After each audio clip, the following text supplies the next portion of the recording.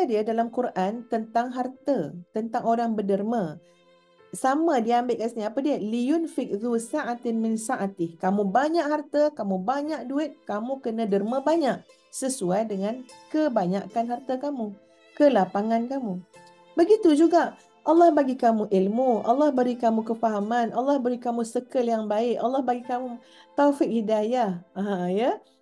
Macam-macam dalam bentuk yang kita kata perjalanan menuju Allah Subhanahu Wa Taala.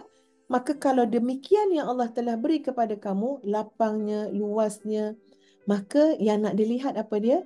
Bukan sedekah duit.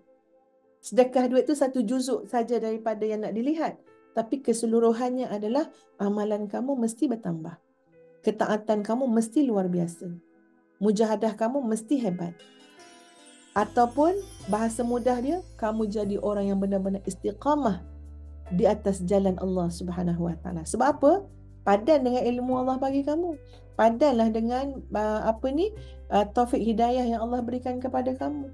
Padanlah dengan segala benda yang Allah beri pada kamu dari sudut yang membina kita untuk menjadi orang-orang yang al-wasiluna ilaihi, yang sampai kepada Allah Subhanahu Wa Taala.